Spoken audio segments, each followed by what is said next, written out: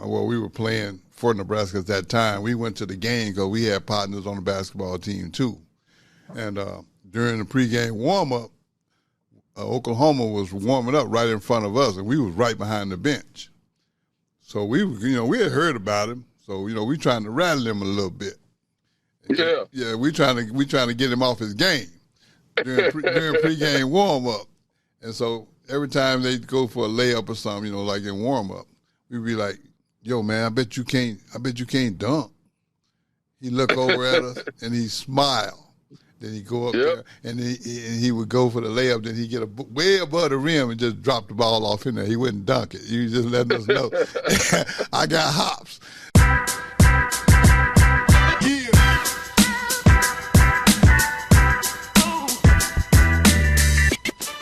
Welcome to the Look Like Somebody podcast. I'm your host, Ricky C. Simmons.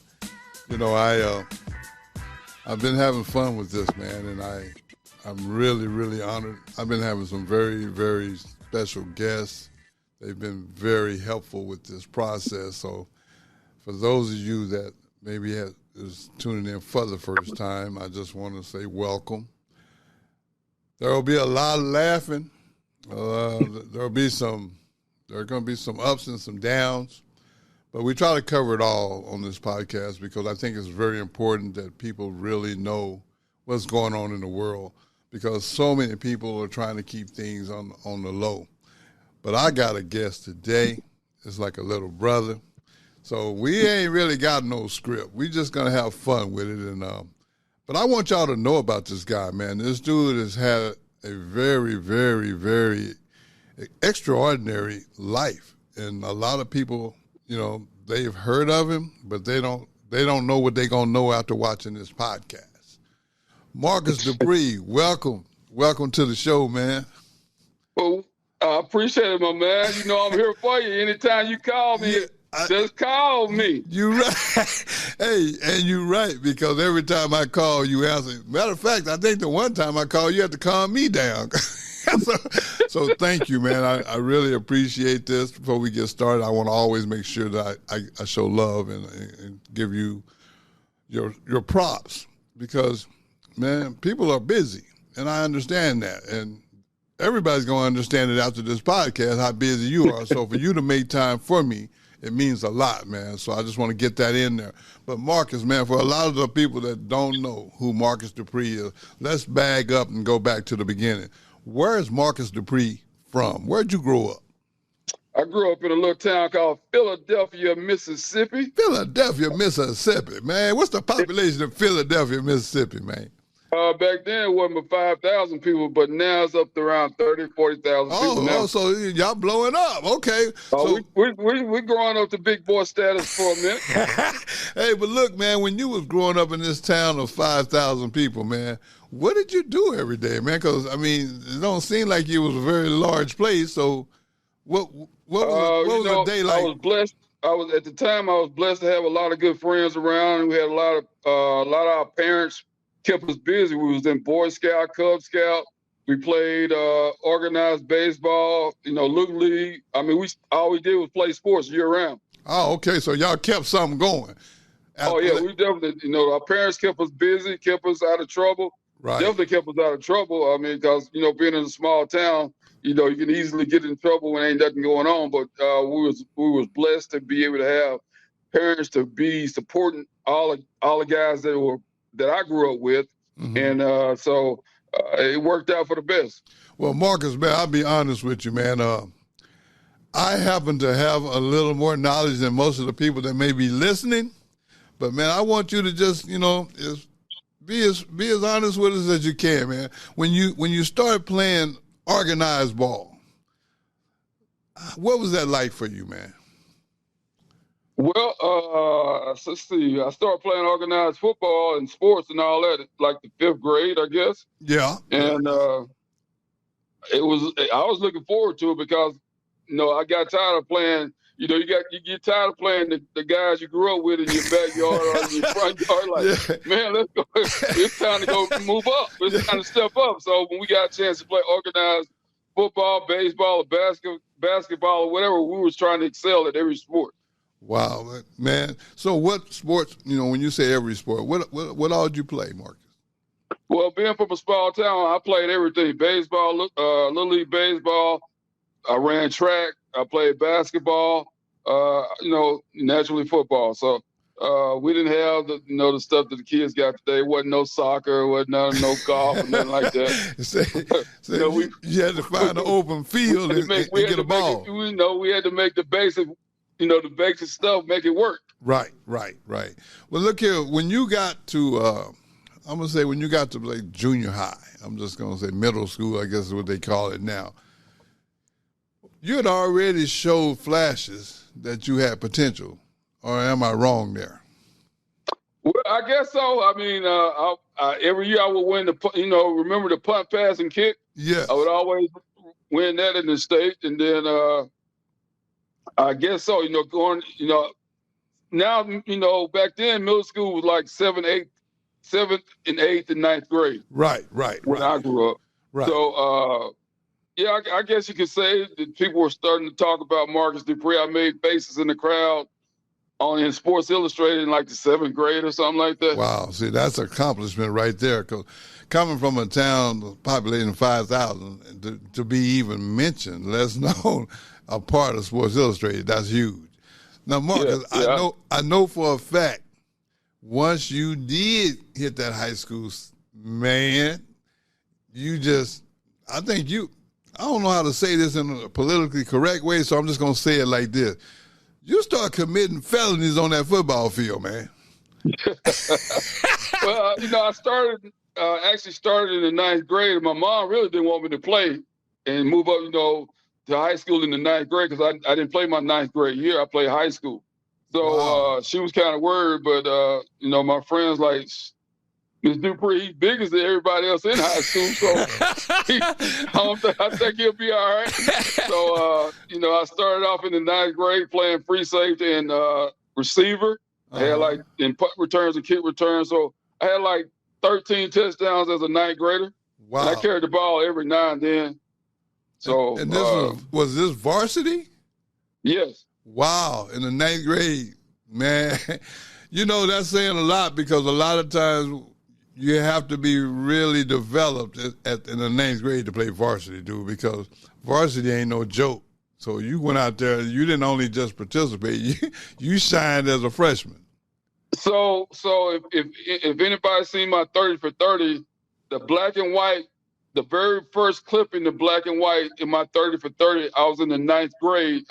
They kicked off and I ran my first touchdown, the first kickoff, and it was like an 80-yard touchdown.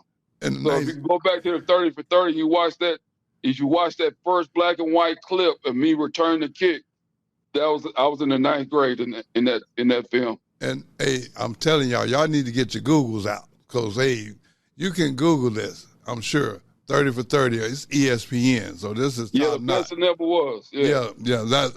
This, like I said, y'all, we got a lot to cover, so I want y'all to stay tuned and pay attention because if you walk away, you might want to pause this one until you come back because there's going to be a lot of information going out. Marcus, okay, as a freshman, you started showing these signs. Now, sophomore year, what was that like?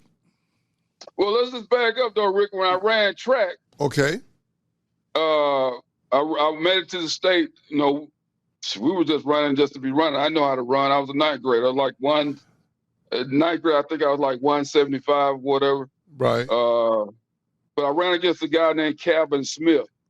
He was from Sumter Hill, Mississippi. Now, Calvin, at one time, he ended up signing a scholarship in track at the University of Alabama. And he ran a 9.300. Mm-hmm. I ran a 9.5, but Calvin was like 135, 120. And so... Yeah, you was bigger than him as a freshman. Yeah, but he eventually became one of the fastest humans at one time at the University of Alabama. So he's the only person that ever beat me in the 100-yard dash. And you was a 9th grader? Yeah. Wow. That's amazing. Hey, man, I'm just sitting there thinking, so basically from your freshman year, and correct me if I'm wrong, but from your freshman year of high school, you started doing things that a lot of upperclassmen were not doing. Is that Right. Is that fair? Exactly. Well, That's fair. Okay. Well, man, I'm trying to set this timeline because I already know where we're headed, but I want everybody else to know where we're headed and how we got there. Man, as a sophomore, can you tell me about that season? Well, so my cousins, they were a year older than me, and so when they moved up to juniors. I was a sophomore, and they said, their class, they had won the junior high championship, but they didn't have a running back. And so once I moved into the 10th grade and they moved up to juniors, we started developing that championship team because I was the missing part that they needed, and a couple of other guys that was in my class. So we started dominating. I think we went 9-2 at 9-3 that year. We didn't make the state playoffs, but I still had 2,000 yards rushing. I forgot how many touchdowns, but overall I had close to 8,000 yards rushing. But most of the time, as a sophomore, I didn't even play the whole game because we were already beating people by halftime. Yeah. So y'all was coming out. So if I'm understanding correctly, this pretty much happened just the whole time you was in high school, really. Because Marcus, I mean, we just got to the sophomore year, and you done already rewrote the record books for the state, not just for your school. So I guess what I'm trying to say in a nice way, man, is, man, that's amazing, dude. I mean, let's keep going, man. So what was that junior year like? So junior year, we were ranked. We were only a 2A high school now, but we were beating 3A, 4A, 5A, and 6A schools. Wow. So we go into our junior year, we ranked number one. Well, they ranked us like maybe number 5. Uh-huh. And then by the second or third ball game, they had ranked us number 1. Then nobody wanted to play us. I mean, we were slaughtering teams. And y'all was 2A. We had 80 guys on the team. Yeah. And so we were deep in every position. I mean, like I said, these are guys I grew up with in my neighborhood. So we knew how each other thought, but our main goal was to try to get scholarships so our moms wouldn't have to, pay for us to go to college. So everybody's out there busting their butt, as you go up a class, go up another level, right. You're going some guys are going to drop off, but just luckily my junior year, I mean, like I said, we were dominant. I mean, but nobody trying to play the Philadelphia High School Tornadoes. So and I'm trying to make sure I got this right. Y'all was a 2A school, and y'all had 3A, 4A, 5A schools scared to play y'all. Anybody who stepped on the field with the Philadelphia Tornadoes that year did not want to play the Philadelphia Tornadoes. Say it was a problem. We were a big problem. I mean, the reason why I'm laughing is because 2A schools normally is just the opposite. They don't want to see no 3A. They don't want to see no 4A. They sure don't want to see 5A. And y'all just totally flipped the script. Oh, no. They didn't want to see the Tornadoes roll in town. So the Tornadoes come in. It's a misunderstanding about to happen. It was about to be a bad misunderstanding. So what happened my sophomore year, we played a 5A school, and they were platooning, right? They had offense and defense. So my high school coach came back in the spring and said, we're getting everybody out of band, everybody that's in study hall. If you're in the library, you're going to be playing football. And so the next year, that's how we ended up with 80 people when we were 3 deep in each position. Oh, okay. Me and my cousin were the only people every now and then that went both ways my junior year. Every now and then I would play free safety and he would play defensive end, but he was a tight end also. And he also signed scholarship at Ole Miss. But like I said, we were deep in all positions and nobody wanted to see us. I promise you. Well, now this is the part that I know is very well documented. It's your senior year in high school. Mm-hmm. Man, I'm serious, man. You lucky you didn't have charges pending on you your senior year. Because I saw a lot of your clips from high school, man. And at that time, I mean, I think I was already at Nebraska, but man, we was hearing the talk. And Marcus, to be honest with you, man, and this ain't, I mean, I ain't trying to be funny enough, but dude, you look like a man amongst boys up there. I mean, it was almost unfair because it was kind of like, you know what it reminded me of? Some of your runs when you would break those long ones, it was like they couldn't catch you, but even if they got close, it was still a problem because you ain't trying to go down. So you were throwing people down, stiff arming people. I'm like, man, I mean, who gonna tackle this dude? And be honest with you, I was kind of hoping that you wouldn't come into the Big Eight, because I mean, I saw what I needed to see, and man, I mean, can you just kind of walk us through that senior season, man? Because that was a season of a lifetime. Well, you know, I had a couple other guys, but my cousins, they all had graduated, so it was just me and a couple of other guys. So we were kind of not the same team that we were before, but those teams that we had beat, they were coming after us. And so I just had to do what I had to do, try to keep, you know, we only went 9-3. I think we didn't make the state playoffs, but it ended up being a pretty good year. And, you know, all the recruits were coming in town. I was just watching a video on a guy that was from Louisiana. So Gary James, who played down in New Orleans, and Dalton Hilliard. So Oklahoma were recruiting them. And so this one guy, I'm gonna have to send you that video, Rick. So somebody just sent it to me on TikTok last month, and he was talking about, you know, he had heard about this guy named Marcus Dupree out of Mississippi.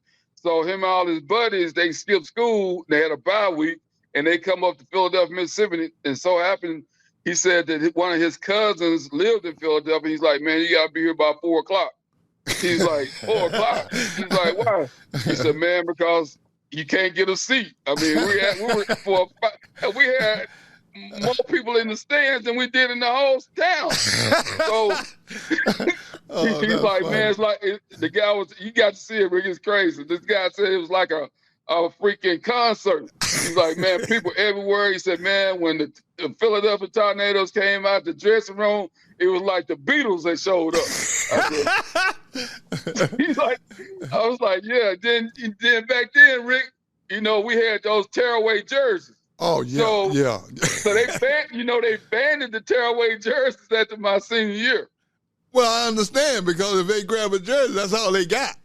That's all they were gonna get. Marcus, you end up having one of the top careers of anybody of all times, and if you can remember, man, tell me what you ended up for stat-wise in high school. Just curious. I think it was like 8. I know it was like, and then I was just talking to the Hall of Fame in Canton the other day. I said, you know, they got me down like 8,000 yards and some change for his rushing. But I said, I don't even really think that. I said, that's just rushing. I said, they didn't even count my punt returns or my kickoff returns. Wow. So over 8,000 yards rushing. Dude, do you know how many yards that is? Come on, man. I mean, was anybody on the field with you, or you just out there by yourself, man? Hey, I'm just trying to eat, Rick. I was just trying to eat. So you were putting in work, 8,000 yards, man. Come on, I'm sitting there thinking, in 4 years, that's crazy. Yeah. That's crazy, dude. And 87 touchdowns. Like I said, some of the times we didn't even. I see my high school coach now. He's like, Marcus, I wish I'd have left you in the game the whole game. And he said, you've set records that nobody would ever broken. Oh, absolutely. Well, they're still going to be hard to break. I mean, because I was like, 87 touchdowns. That's how I go.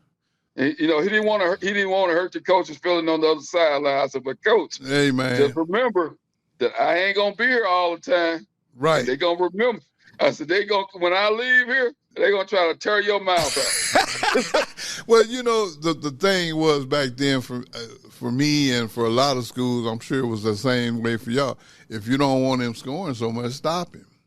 That's it. Yeah. Stop me. Yeah, and it sounded like they wasn't having much success stopping you, because you cannot get those type of stats, not if they're stopping you. So apparently, apparently they probably threatened to kick you out of school because you wouldn't go to recess. You wasn't playing with them folk, man. You wasn't playing with them folks. And man, you know what? I will say this. I can only imagine, and this is what I want to go to next. I can only imagine the frenzy that was going on in Philadelphia when you completed your high school career, as far as people recruiting. Oh yeah. I mean, everybody. Let's talk about that. Everybody come to town. Everybody came to town. Everybody except Tom Osborne. Everybody except Tom Osborne. Let's just put that out there. Let's just put that out there now. Hey man, look here. I can't understand why he didn't show up though. That's because we could have definitely used you. I promise you that. We'd have put you to work. I guarantee that. Some of the schools that recruited you though, Marcus, man, share some of the. Any of the top 25, I had 300 schools recruit me at Michigan, Oregon, USC, LSU, Pittsburgh, Ohio State, Michigan, Oklahoma, Texas A&M. I mean, the list keep going. So I'm gonna keep it simple for you. Everybody that was somebody. Anybody that was somebody who could come to the table, can eat at the table. So everybody out there. It's kind of like that song. Everybody love me. Teach me how to duck. Teach me how to duck. Teach me how to duck. Yeah. That's that right there. So with this process going on, man, I mean, because I remember the recruiting process. That's a pretty extensive and it's a serious time. Yeah. What?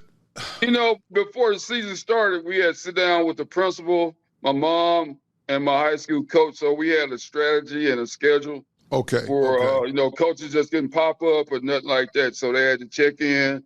And then my mom had a rule: don't show up at my house until after 5 o'clock because she taught school in a whole nother county. Oh, so she would have to drive from that county to come back home. And so she usually didn't get home till 4 o'clock or 4:30. Okay, so she's like, don't come to the house until 5 o'clock. So that's how we kept it. And everything was pretty smooth. People thought it was a lot of pressure. I was just enjoying the ride because we had worked so hard as kids and had visions as kids to be in the position that I was in. So it wasn't really a lot of pressure. Yeah. It was just trying to make sure, decide I go to the right school. Well, I've heard rumors, and you please feel free to correct me if I'm wrong, but I heard rumors that a good friend of both of ours showed up at your high school, and he was from the University of Oklahoma, but I think at the time he might have been in the league with the Detroit Lions. I heard, this is just hearsay, I heard Billy Simmons showed up in Philadelphia. Is that true? That's right. Earl Campbell, too. Earl Campbell, too? Man, you at the Tyler Road? Man, you know what? I'm just sitting there thinking, now that you say that, do you remember some of the people that showed up?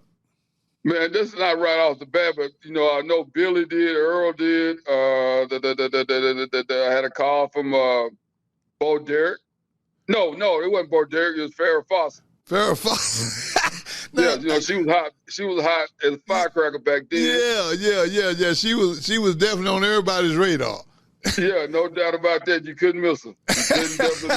Well, let me ask you this. You said, see, I'm trying to clarify. I know who you're talking about, but I want to make sure the audience know. You said Billy Sims and Earl Campbell. And Earl Campbell, yeah. Wow. I mean, if you're in the sports world, you got to know those names. And for those of you that don't know those names, they got this thing, I just heard about it, man. It's called Google. You're going to have to get on you need to get your Google out and make sure that you Google Billy Sims and Earl Campbell. And then you will understand why I'm kind of in awe of that, man. I mean, those are big time people that came to see you. Is there more people that we would recognize? Lou Holtz. Lou Holtz, absolutely. What was the coach? Bo Schembechler. Yeah, Michigan. Bear Bryant. I used to go to practice all the time when I was a sophomore and go up in the tower with Bear Bryant and watch practice. And that's at Alabama. Alabama. Alabama. Roll Tide. You know what, man? You could have pretty much picked any school you wanted to go to.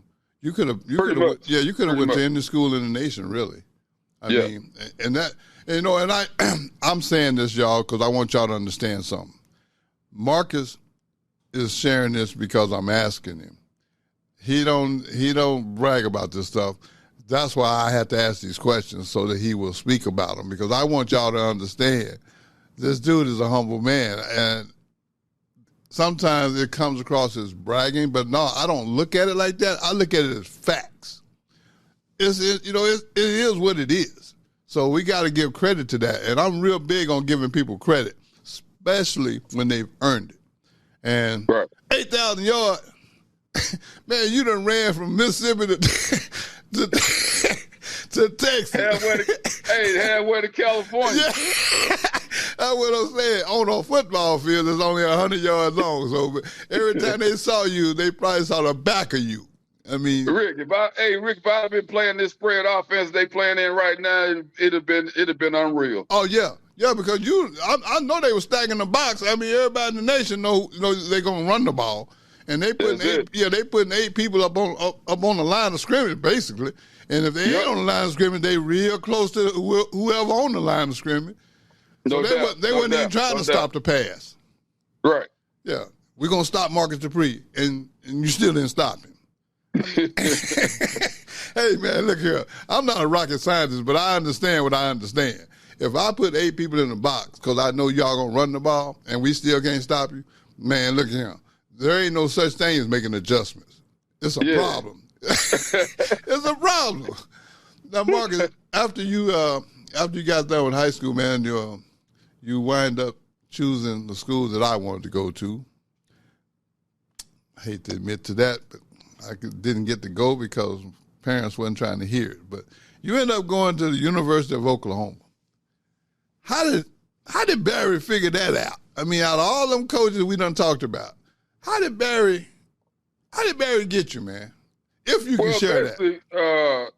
I like what Billy was talking about, and then I went to Texas first, and I went to Oklahoma because I had committed to Texas.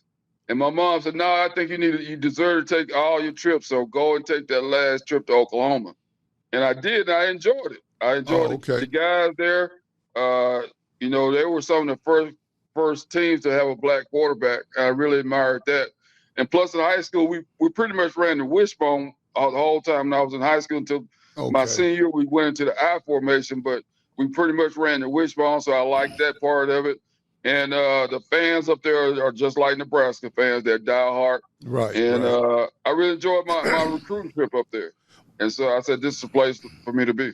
Well, let me ask you this. Now, you said y'all ran the wishbone in high school. Yeah. You got to Oklahoma and you made them change the whole offense. Well, they did. We know we ran the wishbone. Then I guess they had Stanley Wilson up for the Heisman Trophy. And so, Coach Phillips was giving me grief at first, like, we recruited a big tight end. I said, Coach, he come here to play tight end. So let's get that point across to you right there. Say tight end ain't part of the deal. Right, that ain't in the deal.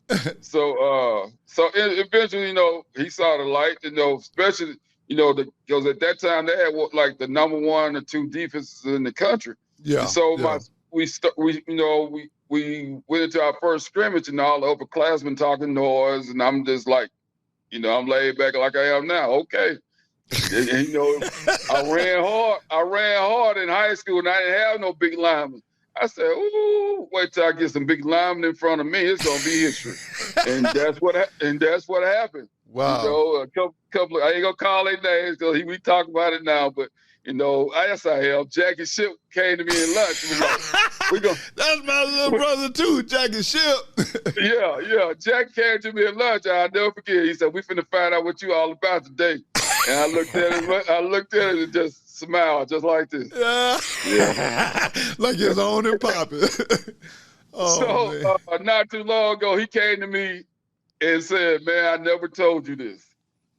Now, mind you, I had like 9 carries, 150 yards against the #1 defense, supposedly a 2 defense in the country as a freshman. So he came to me not too long ago. He said, man, at first scrimmage, he said, man, it was just me and you in the hole. He said, I'm getting ready to lay the boom on you. He said, next thing I know, I'll see the bottom of your feet going 80 yards down the sideline. And we talking said, about. I thought we was finna knock heads, man. He said, you come up in the hall and gave me a shake and bake, and next thing I know, you popped it out. And he said, I never touched you. I said, and you talking about a guy that went first round to the Dolphins. Yeah. Yeah. That's right. Oh, see, I'm trying to put this in perspective for the people that are listening. We ain't talking about just somebody that just may want to try out for the team. We talking about a future first-round draft choice to the Miami Dolphins. And he never touched you. He never touched me. Man, Marcus, man, I'm just sitting there thinking, all of these games, they were big games back then too. Like the Red River shootout. That's always a nationally televised game for as long as I can remember. And it was always a game that everybody had marked on the calendar because they knew that was going to be a tough game. Right. Man, I saw you first quarter. You was it was like you was playing with them. You wasn't really trying to do much. And then somebody must have said something or done something, but man, I got the highlight reel off of YouTube. They played it to Michael Jackson, "Don't Stop Till You Get Enough." Yeah. That was the music. And they showed you just running through Texas defense like they wasn't out there, man. I couldn't do nothing but laugh because it was so funny. Then they would mix in other clips from other schools. And, man, I'm be honest with you, man. I would have hated I didn't like contact no way, but I would have really hated to play defensive back because I saw how you did old boy from Kansas, man, when you broke that. Oh, yeah, I was watching that last night. Oh, man, look at him, man. See, when you're doing people like that, man, and there's cameras around, that's causing an assault, Marcus. Is that what it was? Yeah, it's an assault. But we couldn't go to jail. That's what we're so good about. Well, see, if you was on the street and you done that, you be in jail. No doubt. No doubt about it. He ran up like he was going to do something, boy, and it wasn't good. I bet you if he could rethink that, he probably would have changed his mind on that one. That was crazy. Oh, yeah. Yeah, he didn't think I was watching the whole time out of the corner of my eye coming across. I said, he got an angle on me, but he going to catch this stuff on time and get up on me. It's so funny. I challenge everybody that's listening, when you get a chance, you need to really Google Marcus Dupree, too, because we're going to cover a whole lot more. Don't misunderstand me. But an hour isn't enough time to cover what this man has accomplished. Now, Marcus, you had a period after your freshman year. What happened at OU? Uh-huh. I said, what happened after your first year at OU? So after my first, we went to the Fiesta Bowl. I set the Fiesta Bowl record, and then it just seemed like things just got crazy. I was just gonna say I should have, which he was that. Now that was true. He said I should have had 500 yards in the game, which is true. And I look back at it now, I should have had 500 yards. But it just a bunch of stuff started happening and miscommunications and stuff like that. And so my sophomore year, I come back and we played Texas. I got a concussion in Texas. And I knew if I come back to school, I know they're going to try to make me play. I was sick as a dog.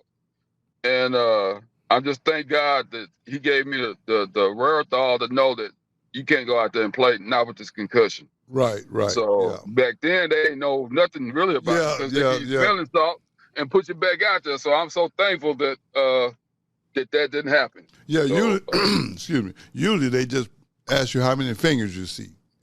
Right. 2 fingers? Get back in there. You're all right. Yeah, I get it. Yep. Now, you became real good friends with a dude that's no longer with us, man, and I remember him, too. I just want to show him a little love, and his wife, I think, still lives in Tulsa. His Wayman Tisdale. Oh yeah. Yeah, Oh yeah. yeah. You and Wayman got to be pretty close, huh? Oh yeah, that was like my homeboy from home. We went to church, and after the games, we would drive up to Tulsa and go to church. His dad was a minister. His other brother who played basketball there at OU.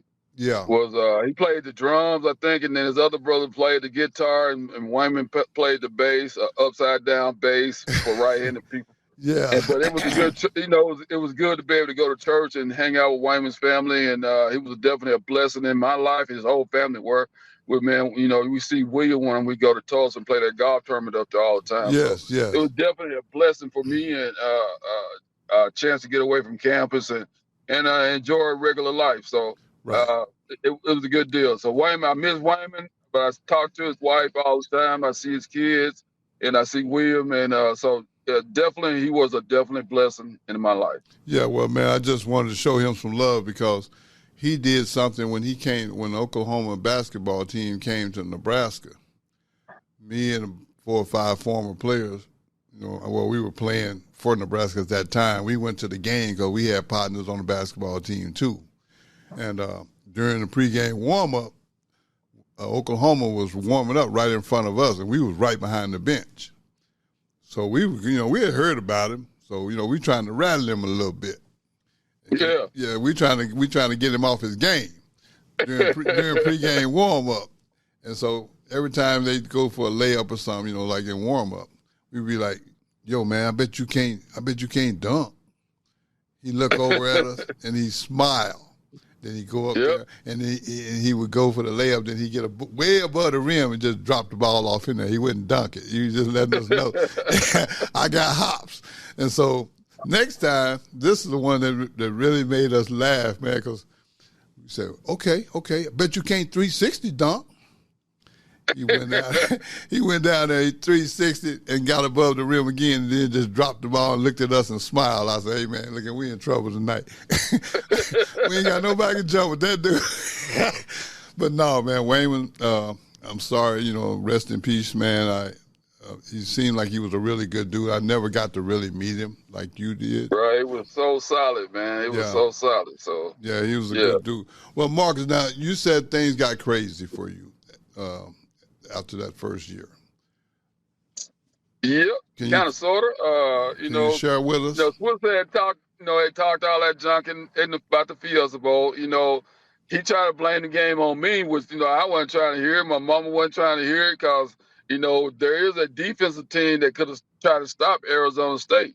They were passing the ball. We couldn't defend the pass. So that was the problem. Instead of saying that, don't blame the game on me. I had 250 yards. What else you want me to do? And you was MVP. Thank you. On a losing team. Who do that? Yeah, on a losing team. Yeah. Google that. Tell you people to Google that. Whoever been the MVP on a losing team. Y'all heard him. He said, Google if you ever heard of a person making MVP. Out, please let me know. MVP on the losing team. No MVP being on the losing team. That very rarely, if ever, has ever happened. So I got to agree with you on that. So after that, Marcus, you was off to this amazing start. I know things went sideways for you, but what I want to know is, during these troubled times, man, how did you manage, man? How did you deal with that? Because dude, it had to be a lot of eyes on you. I grew up watching my mom work. I grew up watching my grandma and grandparents work. I'm from hard time Mississippi, and all I know how to do is just fight and continue to do what I needed to do. And I set goals that I wanted to do, and I wasn't going to let anybody get in the way or anything get in the way to where I needed to be. Gotcha. I ended up going to Southern Miss and ended up signing with the USFL. And Donald Trump, you heard it right, Donald Trump messed up the USFL. And then, I ended up getting hurt, getting my knee tore up in the USFL. Yeah. So then I'm like, what am I going to do now? And I had set out for, I had the surgery that, back then they didn't have orthoscopic. I heard somebody say the other day, I was watching some on Facebook, why did Marcus Dupree not come back so soon? Sooner than what he did. He had knee surgery. Somebody else had knee surgery, but they didn't. I think he said Adrian Peterson or somebody had knee surgery, but they had he had the arthroscopic knee surgery. Back then, they cut you open. Right, and I got a 5 and 6 inch scar down to my knee. And so I had to sit in a cast for 5 months. Right. I said, but hey, that's how it is. And so I got to deal with the cards that's been dealt. And I dealt with them. So I sat out 5 years, and I woke up one morning and I said, you know what, God, if you give me the strength to go out here and work out and see if I can come back and play again, you won't hear nothing else from me. I won't ask for nothing else. Just give me the strength to get out here and work out for 3 months to try to make this team. And it did. I started on May 1st. I started working out, dropped 100 pounds in 3 months. I called Coach Corey, which was my head coach at the Breakers. And but the Rams had already drafted me anyway, so I couldn't go to another team. They had my rights. He said, Marcus, you better on one leg than most guys are on two. So when you get ready to come, we'll fly you out, work you out, and see what happens. And that's what happened. And you end up with the Los Angeles Rams at that time. Yes. Wow. Well, you know, I mean, see, I guess where I'm going with this is you can go from the top of the mountain to the bottom. And when people hit that bottom, especially when they've been so high, usually they just give up. Not Marcus Dupree. Not Marcus Dupree. Marcus Dupree made his mind up, and he went back and got back to the highest level. What was that like when you realized that you had made it back to the highest level, man? What was that like for you?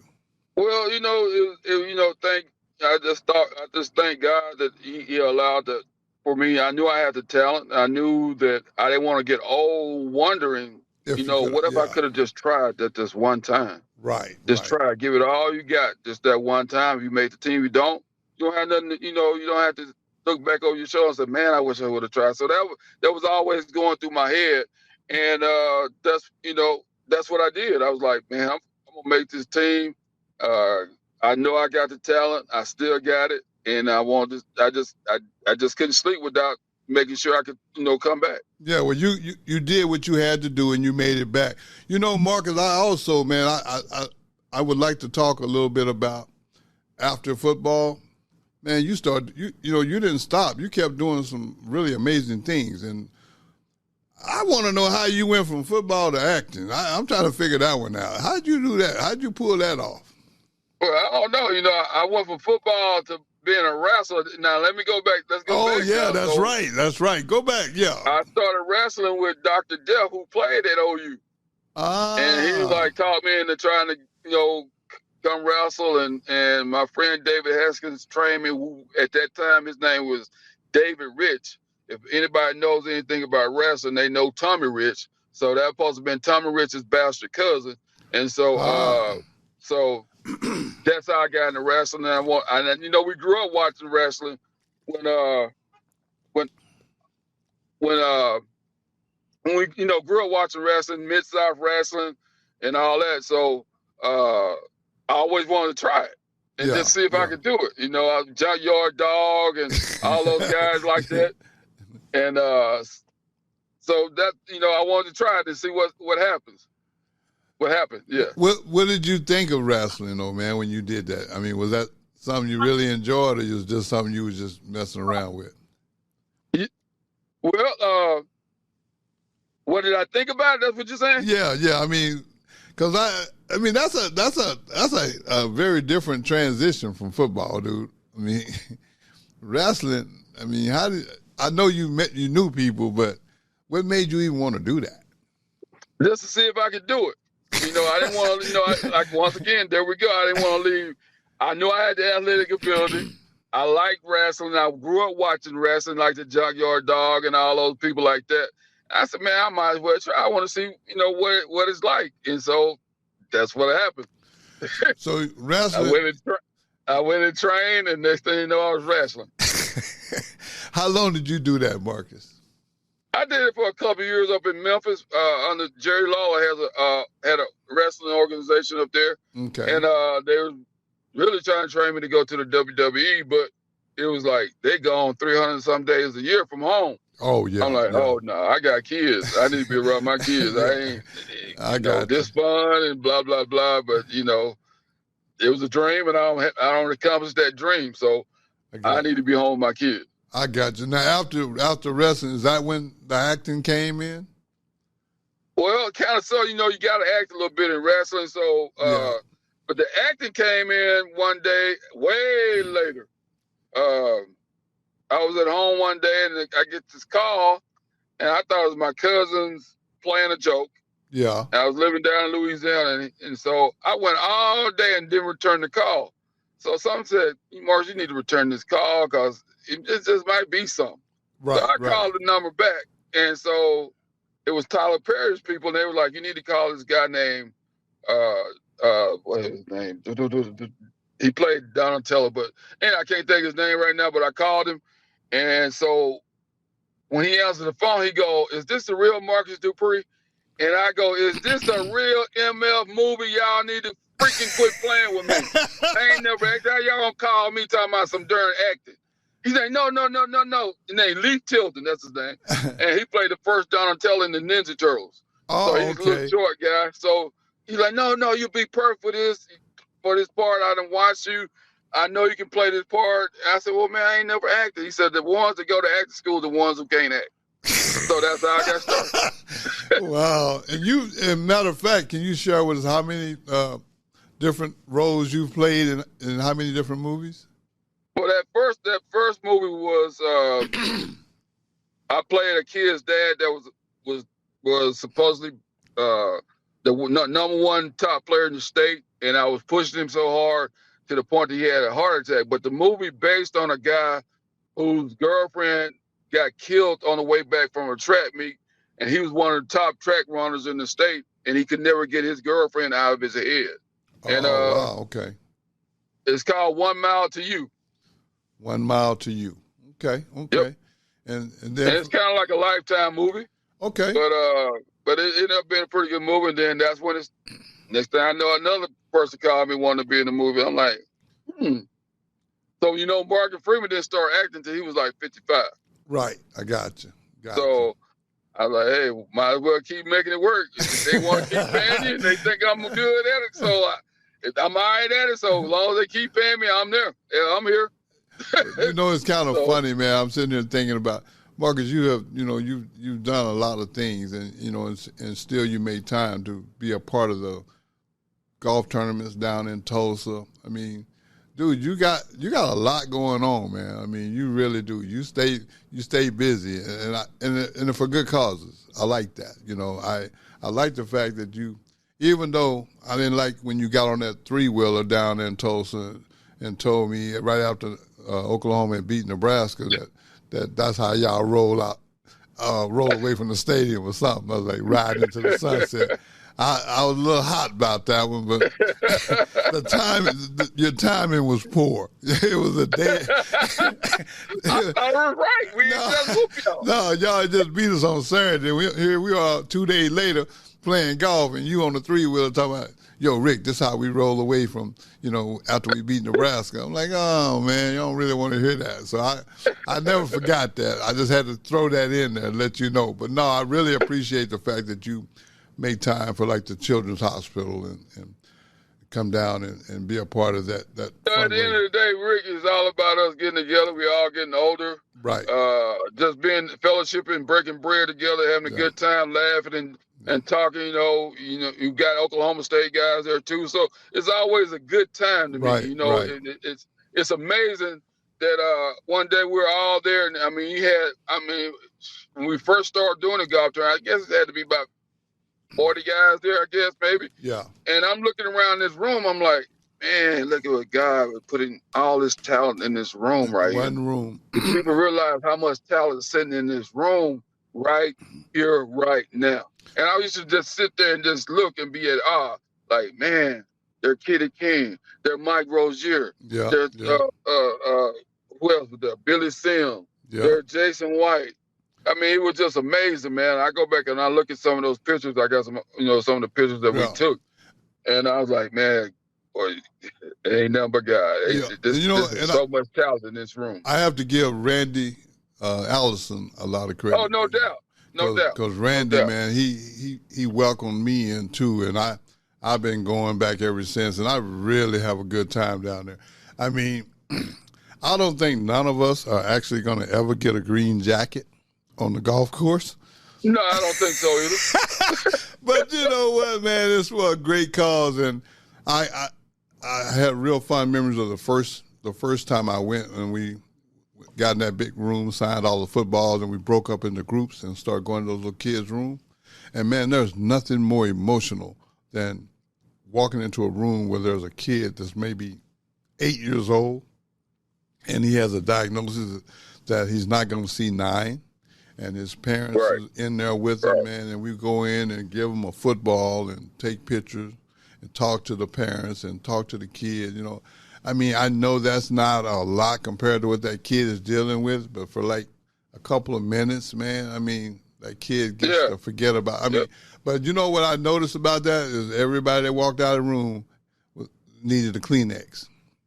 Yeah. You know, and we're wiping the tears away from my eyes because, you know, like you said, we have lived a long life.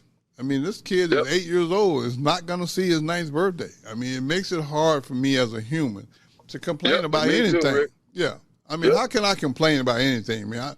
I done been through all this I done been through, and I'm still here. Here's a kid. I mean, 8 years old. How much wrong could an 8-year-old be undone? You know, so And you got to ask. Sometimes, you know, I ask myself, why is I'm still here? Right. Why am I still here? Exactly. You know, like you said, it's rough to see kids like that. And I see the commercials now, and it breaks my heart. And you know, my little brother grew up with cerebral palsy. He couldn't play ball. He couldn't do none of that stuff. And that always gave me the drive to go out there and. Yeah, I got you. It makes total sense, Marcus. I mean, I know it's tough, man. I mean, I don't really know what to say to that because I've never experienced that. But all I'm saying is, man, you've been a stand-up guy, and to me, you know, I look for stand-up type people because the world is full of things that I don't quite understand anymore. You know, and, I don't either, Rick. And I'm not. Really you know what, Marcus? I'm not that political guy. I'm not that religious guy. But we had this thing back when I was growing up, and I'm sure it was the same for you. It's just called common sense.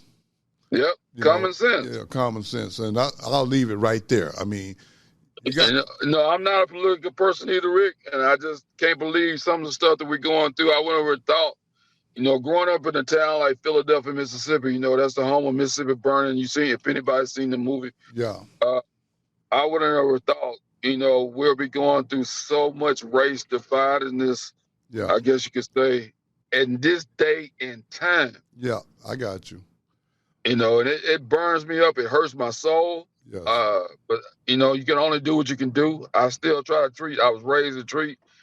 If you're black, white, yellow, whatever, as long as they treat you with respect, you treat them with respect. Right. And be a respectful person. And but it bothers me every day when I turn the TV on, and there's so much, you know, us being divided now. So, well, Mark, I'm gonna say it like this, man. I want to thank you for taking time out of your busy schedule to do this podcast, man, because I just want people to see the real people behind the names. And you've done a great job of doing that. And I just want you to know, man, that we're brothers for life. And excuse me, I appreciate you, man. And I want to say that publicly because a lot of times we don't want to give people their due credit or their flowers, as they would like to call it, while they're here. You want to wait till after the fact. Then you want to stand up at a service and talk about how great somebody was. I'd rather give them to you face to face or, you know, while you're here to enjoy them. So we're going to wrap this up, man. And, you know, I just want to hope everybody is enjoying, you know, these podcasts, man, because I'm going to encourage you to subscribe to my channel, man, so that you get a weekly notification that we're putting these shows out, because these shows are to help people, man. And Marcus, again, man, I know you're busy, so I'm not going to take up any more of your time, but I'm going to wrap this show up the same way I wrap up every show. Every day you blessed to see, it's just another day in paradise. And you got to look like somebody and do that for yourself, man. No doubt. No doubt, bro. All right, man. You take care, man.